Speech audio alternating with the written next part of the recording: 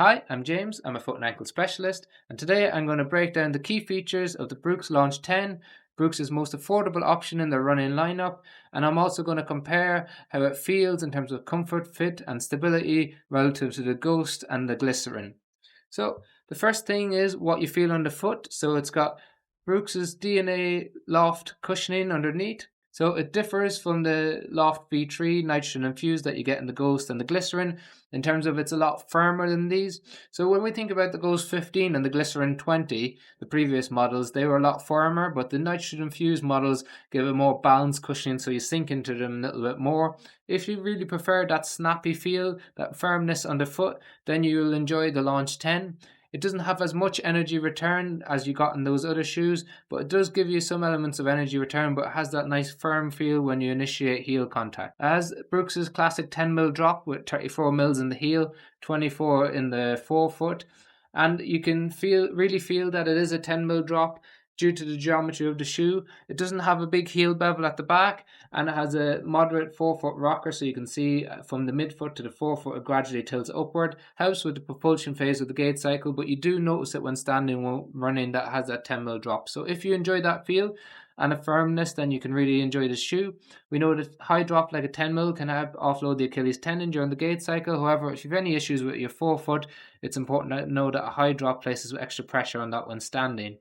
As we move up onto the top of the shoe, you've got a narrower fit on top, so a little bit narrower than what you get in the Ghost and definitely narrower than in the Glycerin 21. So it's a little bit of a snug feel, but it does come in a wider version.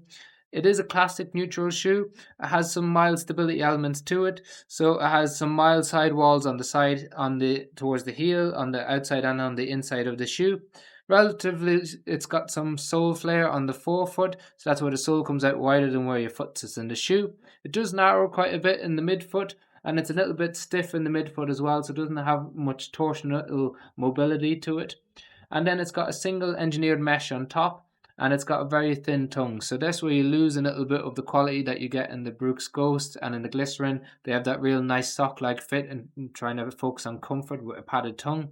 You've got less padding as well on the heel counter, and it's moderately flexible. So if you've got conditions where you're a little bit sensitive around the heel, you might enjoy the Launch a little bit more because this allows for that little bit of extra movement. It does come in at 230 grams, so it's a super light shoe.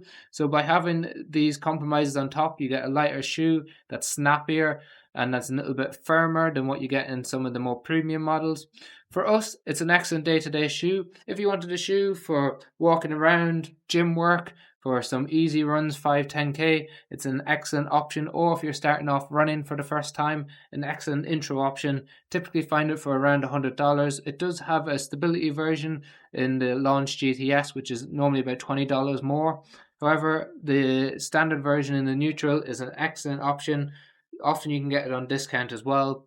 If you've got any questions on it, please leave it in the comment section below. If you want to purchase the shoes, we got links in the description below. If you purchase through the links, it helps fund our channel to create the videos and it doesn't affect the price that you pay. Otherwise, thank you very much for watching. If you found it helpful, please like, subscribe and share it.